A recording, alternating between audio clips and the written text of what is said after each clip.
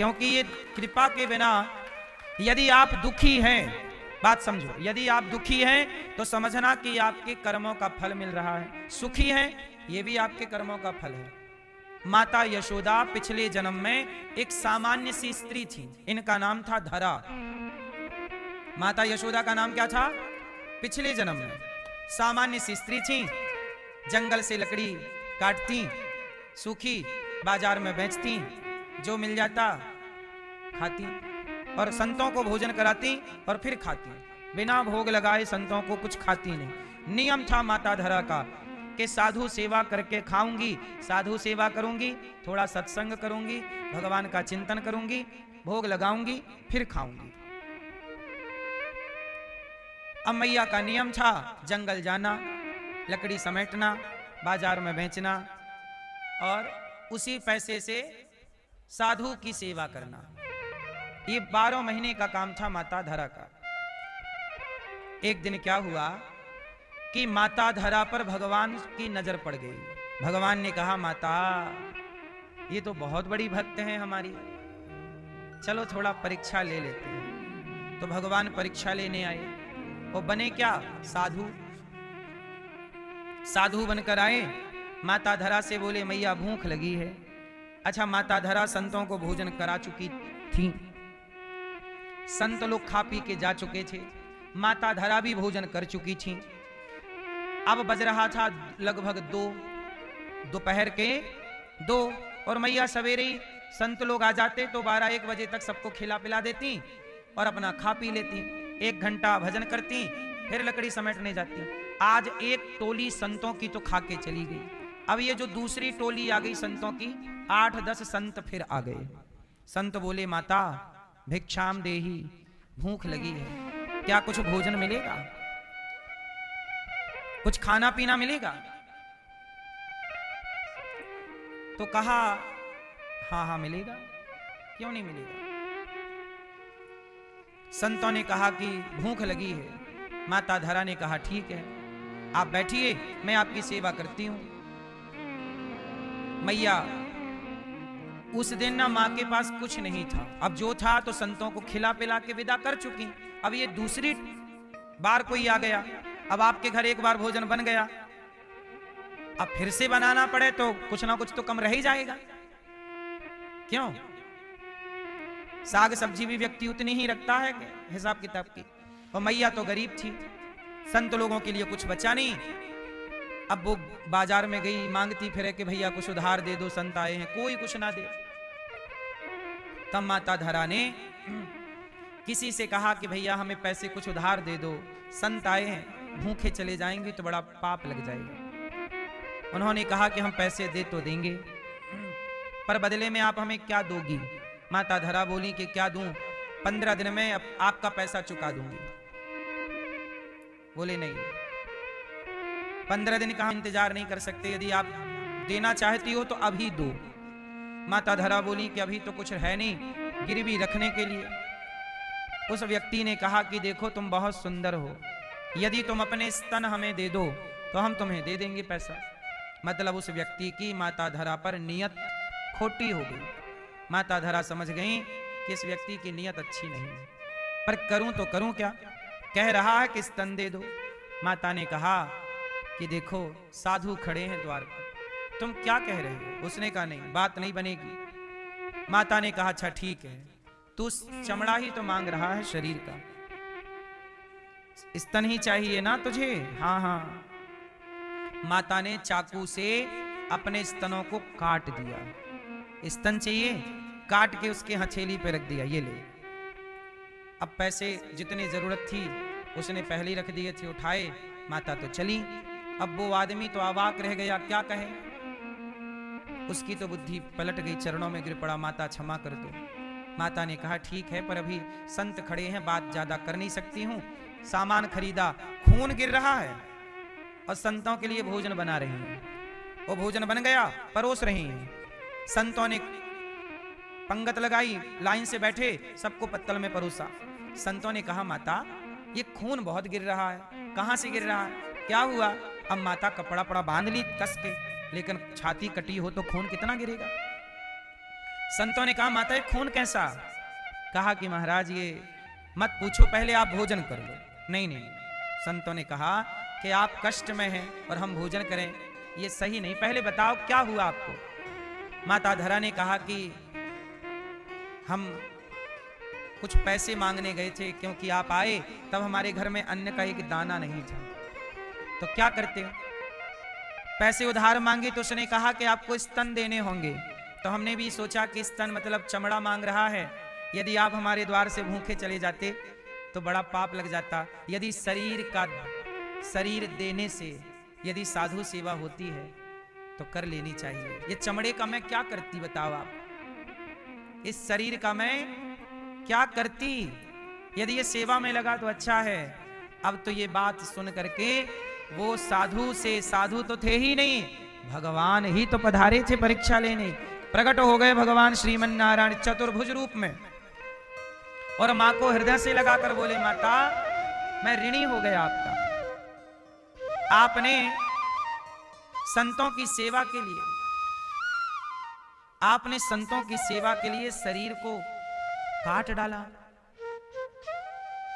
माता हमने दानी बहुत देखे हैं, पर सेवा के लिए ऐसा दान, छाती काट दी आपने, मैं आपका ऋणी हो गया। जब कोई व्यक्ति संतों की सेवा करता है तो सेवा आप संतों की करेंगे, और ऋणी कौन होगा? भगवान। अच्छा बताओ, आप सब भगवान के बेटे हो के नहीं? संतान तो हम सब ईश्वर की हैं। तो ये बताओ कि आपके बच्चे का कोई पेट भरेगा तो आपका बच्चा तो खा के भूल जाएगा, लेकिन आपको याद रहेगा ना कि इसने मेरे बुरे वक्त में मेरे बच्चों का साथ दिया है। ऐसे ही हम लोग उपकार भूल जाते हैं, लेकिन आप किसी पर उपकार करेंगे तो वह उपकार भगवान कभी नहीं भूलते, क्योंकि माँ बाप वो है ना, वो देखते हैं कि मेरे इस बच्चे को किसने भोजन दिया, आज मेरे इस बच्चे को अब आप देखो वृंदावन में कितने साधु फुटपाथ पर बैठे हैं। बोलो हाँ, आप लोग तो वृंदावन आए 2 दिन 4 दिन रहे चले गए, लेकिन यहां साधु लोग बिहारी जी के भरोसे रहते हैं, भगवान का भजन करते हैं, नाम जपते हैं प्रेम से। साधु मतलब साधु सब छोड़ करके केवल भगवान के आश्रित हैं। अब वो फुटपाथ पर बैठे हैं, उन्हें भोजन कहां मिलेगा? इसलिए सारे संत लोग सवेरे इकट्ठे होते हैं गौरी गोपाल, और सभी संतों को भोजन यहां मिलता है। आपने देखा होगा सवेरे सवेरे लंबी लाइन लगती है संतों की यहाँ। ये सब फुटपाथ पर फक्कड़ साधु, सोने पड़ने वाले सवेरे से भोजन यहाँ आके कर लेते हैं और बस अपना दिन भर भगवान का भजन करते हैं। अब बताइए, जब इन साधुओं का पेट भरता है तो सच बताओ प्रसन्न कौन होगा? ये साधु किसके बच्चे हैं? भगवान के। तो भगवान के दरबार में यदि कोई भूखा पड़ा हो तो चिंता तो भगवान को होगी कि नहीं? इसलिए मेरी मां, सबके पालनहार भगवान है या ना? देनहार कोई और है, भेजत है दिन रैन। देने वाला परमात्मा है, वो अपनों की चिंता करते हैं। लेकिन यदि आपके द्वार पर मैं आऊं तो आप मुझे रोटी दें, ये आपका धर्म है। आपके द्वार पर कोई साधु आ गया और यदि आपने उसे भोजन नहीं दिया तो आपका सारा पुण्य नष्ट हो जाएगा। गृहस्थ, आप सब गृहस्थ हैं ना? आप सब क्या हैं? और हम गृहस्थ, मैं भी, ये दास अनिरुद्ध, मैं भी गृहस्थ हूं। तो हम गृहस्थों का धर्म है कि हमारे द्वार से कोई भूखा, जैसे माता धरा ने अपने द्वार पर साधु आ गए तो भूखा ना जाए, इसके लिए छाती काट के देनी पड़ी तो दे दी। क्यों? क्योंकि मेरे दरबार से कोई साधु ना जाए, मैं भी भूखा ना रहूं और साधु ना भूखा। ऐसा ही ये दास अनिरुद्ध गृहस्थ है, और गौरी गोपाल से कोई भूखा ना जाए। केवल साधु ही नहीं, आप लोग भी यहां आते हैं भूखे ना जाएं, ये मेरी जिम्मेदारी है। अब मैं वो जिम्मेदारी चाहे भीख मांग कर पूरी करूं, पर करूं। माता यशोदा ने छाती काट के पूरी की अपनी जिम्मेदारी, और मैं भीख मांग के कर रहा हूं। चोरी नहीं कर रहा हूं मैं किसी का डाका नहीं डालता, पर ईमानदारी से भिक्षा मांग कर सेवा करूं। तो आप ही बताइए, सही है कि गलत है? बोलो, सही है? सही है। इसलिए कहता हूं, चोरी करने से डरो, गलत काम करने से डरो। यदि आप भीख मांग कर भी किसी का पेट भर रहे हैं, किसी की सेवा कर रहे हैं, तो आप करिए। क्यों मेरी मां? इसलिए कहता हूं कि दास अनिरुद्ध यदि आपसे कुछ कहता है कि सहयोग करो इस सेवा में, तो जरूर अपने हाथ बढ़ाया करिए। माता धरा संतों की सेवा के बल पर भगवान बोले कि माता तुमने साधु सेवा के लिए अपने छाती काटी, स्तनों का दान दिया, हम ऋणी हो गए, अगले जन्म में आपका बेटा बन करके आपका दूध पी करके ऋण चुकाएंगे। वही धरा यशोदा मैया बनी और वही भगवान कृष्ण कन्हैया बन के मैया की गोद में खेल रहे हैं। तो मैं आपको ये बताना चाहता हूं कि बिना पुण्य के कुछ नहीं मिलता। भगवान मिलेंगे तो पुण्य से। इसलिए कहता हूं पाप की मात्रा कम करो और पुण्य की मात्रा बढ़ाओ। कल पूर्णिमा है, माघ की पूर्णिमा। कोशिश करिए कि आज आप माताओं के लिए कल का भोजन पूर्णिमा का आप अपनी ओर से बंटवाएं कि कल का प्रसाद आपकी ओर से, कल संतों की सेवा आपकी ओर से, कल का कोई एक गौ माता का सेवा का कार्य आपकी ओर से। सोचिए यहाँ गायों की सेवा करने के लिए हमें कर्मचारी लगाने पड़ते हैं। गायों का गोबर उठाना, सानी बनाना, भूसा की सेवा करना, सब सेवाओं के लिए कार्य करता। कितने लोगों को रखना, बिना लोगों के काम नहीं होगा ना, होगा? रात को 2 बजे कोई गाय हमारी यदि गोबर करती है तो 2 लड़कों की ड्यूटी पूरी रात रहती है केवल गोबर, क्योंकि यदि गोबर की गाय तो वहीं पर गोबर में बैठ जाएगी और गोबर में बैठेगी तो वो ठंडा हो जाएगा शरीर, बीमार पड़ जाएगी। तो गायों को सर्दी ना लगे, छोटे छोटे बच्चे हैं गाय के, उनको कंबल उड़ाना पड़ता है, हीटर जलाना पड़ता है उनके पास। जैसे आपको अपने बच्चों की देखभाल करनी पड़ती है ना, ऐसे हम लोग गाय के बच्चे की देखभाल करते हैं, बछड़ा की, बछिया की पूरी सेवा व्यवस्था करनी होती है। और इन सब के लिए हमारे पास सारे गौरी गोपाल में जितनी सेवाएं हैं उन सब सेवाओं के लिए 400 लोगों की टीम काम कर रही है, तब ये सेवा व्यवस्थित हो पा रही है। तो मैया, एक दिन भगवान ने मक्खन मैया का दूध पिया। एक दिन मैया लेटी, मैया की गोद में कन्हैया लेटे हैं और मैया का दूध पी रहे हैं भगवान। मैया बोली, कन्हैया बोले मैया बता तू मेरे से कितना प्यार करती है। कन्हैया बोल रहे मैया तू मेरे से कितना प्यार करती है। मैया बोली लाला बहुत प्यार करूं मैं तो अपने बेटा से, बहुत प्यार करूं। अच्छा मैया तू बहुत प्यार करती है? हाँ। तभी क्या हुआ, चूल्हे पे दूध चढ़ा था पकने के लिए। मैया को लगा कि दूध उफनने लगा, तो मैया लाला को नीचे उतारी गोद से और दूध उतारने चली। कन्हैया बोले ले अभी तो कह रही थी बहुत प्यार करूं लाला को, और अब लाला छोड़ दिया, दूध के पीछे भाग गई। ए मैया, कन्हैया ने डंडा उठाया और सारे घर की मटकी, जितनी मटकी थी दही और मक्खन और दूध, सारी मटकियां तोड़ दी गुस्से में कि मैया ने मुंह को छोड़ दिया। छोटे छोटे बच्चों को भी गुस्सा आती है कि नहीं है? छोटे छोटे बच्चे गुस्सा करते हैं, कहीं ये तोड़ देंगे कहीं वो तोड़ देंगे। भगवान ने मटकी तोड़ दी। चट चट की आवाज मैया ने सुनी, दूध उतारने गई और जब देखी मैया वापस आके तो मटकी टूटी और कन्हैया को पतो ना है। भगवान छिप गए डर के मारे कि मैया तो मारेगी। अब बैठे हैं वहां अंधेरे में। कन्हैया, मैया बोली लाला, मैया, कन्हैया बोले, मैया बोली कन्हैया सुन, आज दारी कतों को पकड़ के रहूंगी। अब तो भगवान डर गए, कांपने लगे भगवान। अरे राम राम राम, मैया तो मारेगी, अब मारेगी। मैया बोली राम राम राम, मेरे सास के हाथ की मटकी तोड़ दी दारी के ने। सास की निशानी, ये मेरे आजी सास के हाथ की मटकी, ये बुआ सास की मटकी। पुराने जमाने में तो मटका मटकी खूब होते थे, क्योंकि घर घर दूध दही बहुत होता था। पहले इतने बड़े काले काले कलर के मटके होते थे, इतने बड़े कि एक आदमी समा जाए। बोलो हाँ, आप लोगों ने देखे हैं कि नहीं?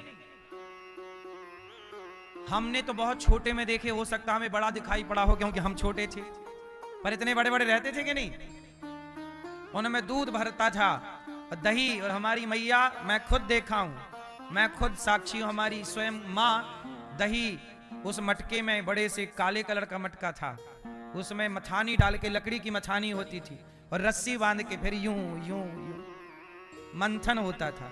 यही मैया कर रही थी। एकदा गृहदासीसु यशोदानंद गेहिनी कर्मांतर नियुक्तासु निर्ममंथ स्वयं दधी। आज भगवान ने सारे मटके तोड़ दिए। मैया ये लाठी लेके जिस लाठी से कन्हैया ने मटकी तोड़ी वो वहीं फेंक दिए, वही लाठी मैया ने पकड़ी। आज दारी के तो किसी डंडे से मारूंगी। अब भगवान तो भागे डर के मारे, आगे आगे मैया मत पकड़ियो, छोटे से कन्हैया, लंबी सी मैया। और जरा सोचो कि भगवान भाग रहे हैं। ये वही भगवान है जो 3 पग भूमि नाप लेते हैं। 3 पग भूमि जब बामन बनकर आते हैं तो पहले पग में पाताल, दूसरे पग में सत्यलोक, 2 पग में दुनिया नापने वाले भगवान जब भागेंगे तो मैया पकड़ सकेगी? पर मैया कह रही है मैं पकड़ूंगी। यही है प्रेम। हम और आप ईश्वर को पकड़ नहीं सकते, पा नहीं सकते, पर प्राप्त करने की, पकड़ने की जिद करके, दृढ़ संकल्प करके चलो तो भगवान कृपा करके पकड़ में आएंगे जरूर। हम नहीं, वो कृपा करके पकड़ में आएंगे। हमारी ताकत क्या है? आप चलो तो सही। मैया ने लाला को पकड़ लिया और पकड़ के ऊखल से बांधा, तो ऊखल से बांधा तो 2 अंगुल रस्सी कम पड़ गई। कितने अंगुल रस्सी कम? ये 2 अंगुल रस्सी कम क्या है? बार बार मैया बांधे तो 2 अंगुल रस्सी कम पड़ जाए। ये 2 अंगुल का मतलब है अहमता और ममता। जब तक आप अपना अभिमान नहीं त्यागते, जब तक आप अपना मोह नहीं त्यागते, तब तक ईश्वर आपके बंधन में नहीं बंधते। इसलिए कहता हूं, भक्त को अभिमान नहीं रखना चाहिए और भक्त को किसी चीज का मोह। काम करो, पैसे कमाओ, पैसे कमाओ, परिवार का पालन पोषण करो, पर मोह ना रखना। अब आप कहो कि फिर क्या करें? देखो, पानी में कमल रहता है, पर पानी की बूंदों से कमल अलग रहता है। पानी की एक बूंद कमल पर नहीं होती है, पानी में, पर पानी से अलग है। कमल पानी में रहकर पानी से अलग है कि नहीं? ऐसे जगत में रहकर भी जगत से अलग रहो। अभिमान से बचिएगा। मैं हूं। अच्छा, अभिमान कब आता है? जब आप ये मान लो कि मैं करता हूं, मैंने किया, तो अभिमान आएगा, क्योंकि आपने किया भैया। वो जब आप ये मान लेंगे कि मैंने नहीं किया, तो बताओ अभिमान आएगा?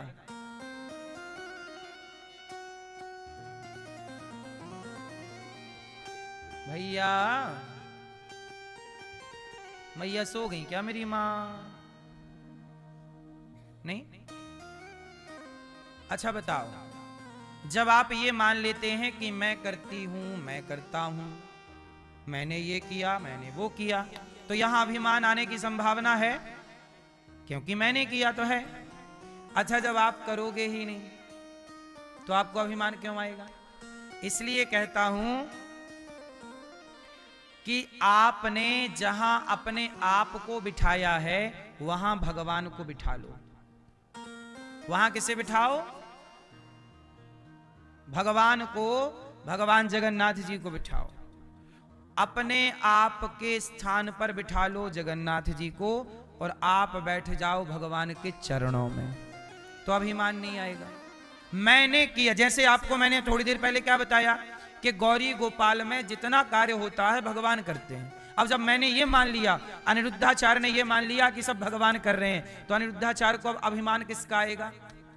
इसलिए हम अभिमान नहीं करते। अब हम कहने लग जाएं कि देखो हम इतना कर रहे हैं, तो फिर हमें तुरंत अभिमान आ जाएगा।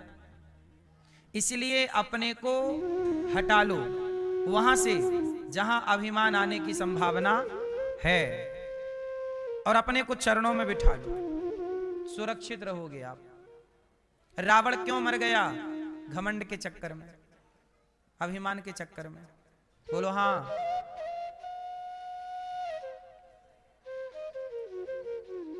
अभिमान से शून्य हो जाओ। तो आज से कितने लोग इस बात को मानेंगे कि मैं नहीं, भगवान। मैं नहीं, जो भी हो रहा है, जो भी कामयाबी सफलताएं मिल रही हैं, वो मेरी मेहनत से नहीं, भगवान की कृपा से। अपने को शून्य कर लो, ठीक है। तो ये बच गए आप अभिमान से। और मोह, अहमता ममता, मैं और मोर तोड़ते माया। मोह क्या है? पुत्र का मोह, मेरा बेटा, मेरी पत्नी, मेरा परिवार, मेरा पैसा, मेरा घर, मेरा ये मेरा नहीं, सब भगवान का है। बेटे किसके हैं? आपके कि भगवान के? सच बताओ, आपके बेटों में आपकी हिस्सेदारी ज्यादा है कि ईश्वर की हिस्सेदारी ज्यादा है? किसका शेयर ज्यादा है? क्यों? किसका? बोलो। आपके बेटे को आंख, कान, पांव, हाथ, नाक, पेट, पीठ किसने लगाई? तो आपके बेटे की रचना करने वाले कौन है? पेट में कोई बाप तो रचना करने जाता नहीं है, पेट में कोई माँ तो रचना करने जाती नहीं है, आंख लगाने, कान लगाने। रचनाकार तो ईश्वर हुए कि नहीं? तो मेरी रचना किसने की? आपकी रचना किसने की? तो जिसकी रचना इतनी सुंदर है, तो रचनाकार कितना सुंदर होगा। इसलिए इन्हें मत देखो, इन्हें बनाने वाले को देखो, कि जिसकी बनाई स्त्री इतनी सुंदर है, जिसका बनाया पुरुष इतना सुंदर है, जिसका बनाया पशु पक्षी इतना सुंदर है, वो भगवान कितना।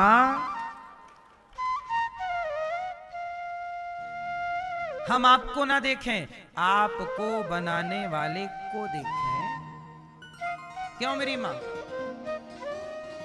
सामान्य व्यक्ति की आंखों में और भगवान के भक्त की आंखों में अंतर केवल इतना है कि आप लोगों को क्या दिख रहा है? जोर से। फूल गुलाब का क्या दिख रहा है? आपको गुलाब दिख रहा है, केवल गुलाब दिख रहा है। लेकिन मुझे दिख रहा है कि जब ये सुंदर सा गुलाब इतना सुंदर है, तो इसे बनाने वाला परमात्मा कितने सुंदर होगा। तो आपकी नजरें गुलाब तक सीमित रह गईं, मेरी नजरें गुलाब बनाने वाले में जाके टिक गईं। बस यही अंतर है आपकी आंखों में और किसी संत और भक्त की आंखों में। आप बस पहाड़ देखते हैं, नदियां देखते हैं, समुद्र देखते हैं, वाह कितना सुंदर पार्क है, वाह कितना सुंदर फूल है, कितना सुंदर ये नजारा है, कितनी सुंदर वादियां हैं। लेकिन हम कहते हैं कि वाह, जब ये वादियां, ये पर्वत, पहाड़ इतने सुंदर हैं विधाता, तो इन्हें बनाने वाला मेरा कन्हैया कितना सुंदर होगा। क्योंकि ये रचना है तो आखिर उसी की। एक बात बताएं, वैसे मानना पड़ेगा, इस संसार में सबसे सुंदर कौन है? अच्छा बताओ। मैं बता दूं, बता, पहले आप पूछो। भैया ये भैया कहां भाग गए? नाराज हो गए क्या? गुस्सा होके चले गए लगता है। कहां चले गए हैं?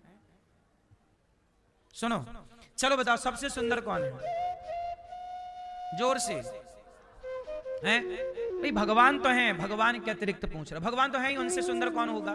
उनकी तो कोई बात ही नहीं। फिर भी जो आपको दिख रहा है संसार में, उनमें से क्या सुंदर है सबसे? हैं? कौन सुंदर है मेरी मां? कौन? कौन? सुनो, सबसे सुंदर है परमात्मा की बनाई ये प्रकृति। कभी ध्यान से देखना गिलहरी को, कभी ध्यान से देखना किसी पेड़ को, जंगल को, पार्क को। ईश्वर का बनाया लोग घास खरीद के लाते हैं और अपने आंगन में लगाते हैं ना, हरी घास। मतलब परमात्मा की बनाई घास भी कितनी सुंदर है कि सब लोग उसे अपने आसपास लगाना चाहते हैं। तो प्रकृति है तो बहुत खूबसूरत। बोलो हाँ। शाम के समय का मौसम कितना अच्छा होता है, सवेरे का मौसम जब कोयल कू कू करती है, वो कितना अच्छा होता है। मतलब प्रकृति कितनी सुंदर है। पतझड़ जाएंगे, फिर पत्ते आएंगे। देखना जब बारिश होती है ना, तो देखना हरा भरा संसार दिखता है। बोलो हाँ, प्रकृति बहुत सुंदर है। कभी नदी को एकांत में बैठ के देखना, नदी को, कल कल कल कल करती बहती धारा। समुद्र को देखना, आती लहर जाती लहर आती। क्या सुंदर बनाया परमात्मा ने। क्या सूर्यास्त जब होता है देखो बादल कैसे लाल लाल दिखते हैं, सूर्योदय होता है देखो कैसी लालिमा छाती है। क्या प्रकृति का नजारा है मेरी माँ। बोलो हाँ, इतनी सुंदर प्रकृति है कि उसी प्रकृति को लोग अपनी पेंटिंग में बनाते हैं तो लोग कहते हैं वाह कितनी सुंदर पेंटिंग है, जबकि पेंटिंग में है क्या, प्रकृति। वही ना सूर्य चांद बना दी उसमें, पेड़ पौधे बना दिए उसमें, हो गई सुंदर। इसका मतलब ईश्वर की बनाई हर रचना बहुत। घास भी सुंदर है, बोलो हाँ, स्त्री भी सुंदर, पुरुष भी सुंदर, और तो छोड़ो साहब, ईश्वर के बनाए कुत्ता बिल्ली भी कितने सुंदर हैं, बोलो हाँ। इसलिए हर चीज को देखो देखो देखो और अपने परमात्मा का ध्यान करो। जंगलों में पहले साधु संत क्यों रहते थे, वहां ध्यान ज्यादा लगता था। क्यों? क्योंकि प्रकृति के समक्ष हैं तो हर नजारे में परमात्मा का चिंतन होता था। वाह रे विधाता, तूने इतनी सी चींटी बना के गजब कर दिया। गजब परमात्मा की रचना है, इतनी सी चींटी बनाई है। इतनी सी चींटी का कितना बड़ा पेट होगा, क्यों, कितना बड़ा गर्भाशय होगा। इतनी सी चींटी है और वो भी गर्भवती होती है, प्रोसेस सेम है। उसके गर्भ में कैसे बच्चा अंडा रहता होगा, वो चींटी कैसे खाती होगी, उसकी आंखें कितनी बड़ी होंगी। लेकिन गजब किया परमात्मा ने, बोलो हाँ, चींटी बनाई। क्या बनाया? जब चींटी को देखा करो तो ईश्वर को जरूर प्रणाम किया करो। वाह प्रभु तेरी रचना गजब है। ताजमहल देखते हो तो आप कहते हो वाह किसने बनाया होगा। जब ताजमहल देख के उसे बनाने वाले को आप याद करते हो तो संसार देख के भी इसे बनाने वाले को याद किया करो ना, क्यों भैया? इसलिए हर क्षण परमात्मा का चिंतन। कृष्ण श्री कृष्ण श्री कृष्ण श्री कृष्ण श्री, सब में मेरे प्रभु रहते हैं। तो इस अभिमान से बचो कि मैं हूं, और इस मोह से बचो कि मेरा है। ना मेरा कुछ ना मैं कुछ, बोलो ना मेरा कुछ ना मैं कुछ, मैं कृष्ण का और कृष्ण मेरे हैं। मेरा कोई है तो कृष्ण मेरे, भगवान मेरे। मैं किसका, आप किसके? आप सच बताओ, आप अपने पति के, पत्नी के, पुत्र के, पिता के, मां के, किसके? आप किसके? कोई कितना भी दावा करे कि ये मेरा, पत्नी कहती है ये पति मेरा, भाई बहन कहती है भाई मेरा, मां कहती है बेटा मेरा, सब कहते हैं, बाप कहता है ये मेरा बेटा है, बेटा कहता है मेरा बाप, सब कहते हैं मेरा, पर सब झूठ कह रहे हैं। क्यों मैया? सच्चाई यही है कि मैं कृष्ण का हूं और कृष्ण मेरे तो गिरधर गोपाल, दूसरो ना। यही यथार्थ है। इतनी सी बात आपको समझानी थी तो समझा दिया। किस किस की समझ में आ गई? तब भगवान खेल ही खेल में गिरिराज जी को धारण करते हैं कि सबकी रक्षा हो। इंद्र का अभिमान टूटा, इंद्र चरणों में आए, भगवान ने क्षमा किया। इंद्र प्रार्थना परिक्रमा करके गौ माता का दर्शन करा के चले गए स्वर्ग। भगवान ने गिरिराज जी को स्थापित किया और मैया ने लाला को 56 भोग लगाए। सब भाव बनाओ कि हम भगवान को भोग लगा रहे हैं। आओ भोग लगाओ मेरे मोहन, आओ भोग लगाओ मेरे मोहन, ऐसा भोग लगाओ मेरे मोहन, सब अमृत हो जाए मेरे मोहन, ऐसा भोग लगाओ मेरे मोहन, सब अमृत हो जाए मेरे मोहन। भगवान की पूजा परिक्रमा हुई, मैया यशोदा ने लाला को भगवान ने गिरिराज स्थापित किए, इंद्र स्वर्ग गए। भगवान कृष्ण को 56 भोग मैया लगा रही है, प्रेम से सेवा पूजा कर रही हैं। आओ हम भी आरती उतारें। श्रीमन नारायण चरणौ शरणं त्रिपद्ये श्रीमते नारायणाय नमः। हरि ओम मम चंद्रमा मन सौरजात चक्षुः सूरजो जायत सर्वत्राद वायुस्य प्राणस्य मुखादग्निरजायत। मन में बसा कर तेरी मूर्ति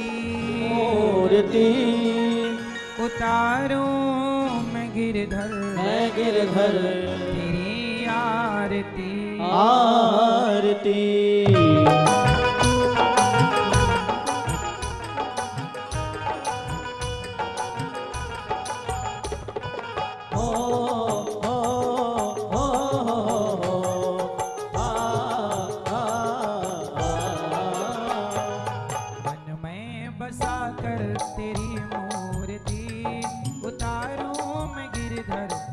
आरती। मन में बसा कर तेरी मूर्ति उतारूं मैं गिरधर तेरी आरती। मन में बसा कर तेरी मूर्ति उतारूं मैं गिरधर तेरी आरती। मन में बसा कर तेरी मूर्ति उतारूं मैं गिरधर तेरी आरती।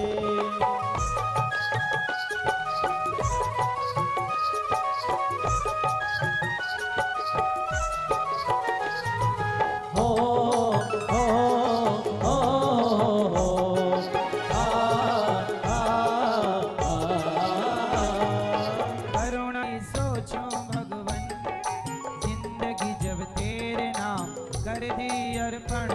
ओ मांगो तुझसे क्या मैं यही सोचूं भगवन जिंदगी जब तेरे नाम कर दी अर्पण। सब कुछ तेरा कुछ नहीं मेरा, सब कुछ तेरा कुछ नहीं मेरा। चिंता है तुझको प्रभु संसार की। मन में बसा कर तेरी मूर्ति उतारूं मैं गिरधर तेरी आरती।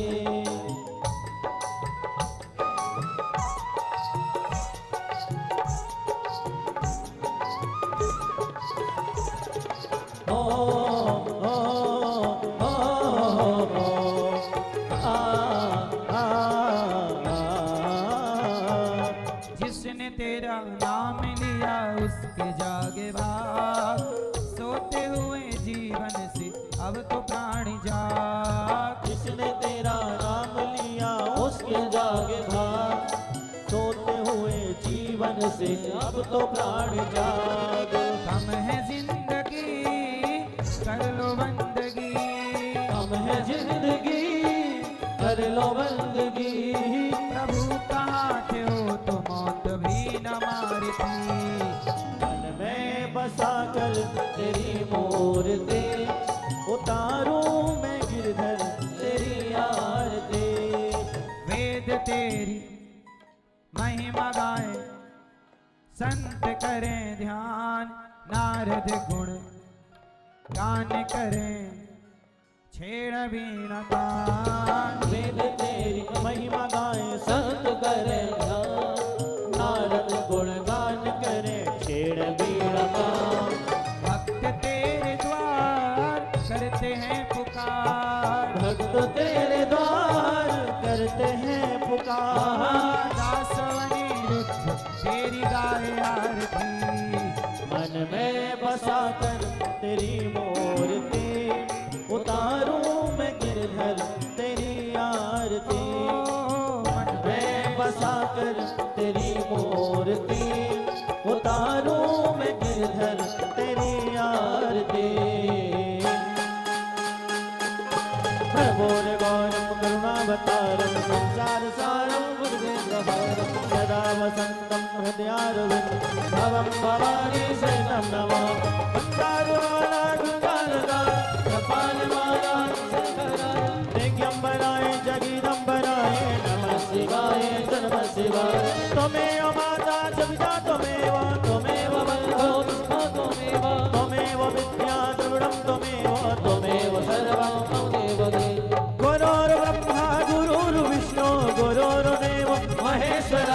गुरुरु साक्षात्कार ब्रह्मा तस्मै श्री गुरवे अच्युतं केशवं राम नारायणं कृष्ण दामोदरं वासुदेवं श्रीधरं माधवं गोपिकावल्लभं जानकी नायकं रामचन्द्रं भजे हरे राम राम राम हरे हरे कृष्ण कृष्ण कृष्ण हरे हरे राम राम हरे हरे कृष्ण कृष्ण कृष्ण हरे हरे राम राम हरे हरे हरे कृष्ण कृष्ण हरे हरे राम राम हरे हरे कृष्ण कृष्ण हरे राम राम हरे हरे कृष्ण कृष्ण कृष्ण हरे हरे नटखट बंसी वाले गोकुल के राजा मेरी अखियां तरस रही अब तो आजा नटखट बंसी वाले गोकुल के राजा मेरी अखियां तरस रही अब तो आजा आज नंदलाल तरस रहे नैना आज गोपाल बरस रहे तरस रहे नैना बरस रहे नैना बरस रहे नैना बरस रहे नैना तरस रहे नैना बरस रहे नैना तरस रहे नैना बरस रहे नैना आज गोपाल तरस रहे नैना आज गोपाल कृष्ण रहे नैना आज नंदलाल तरस रहे हरे कृष्ण आज गोपाल तरस हरे हरे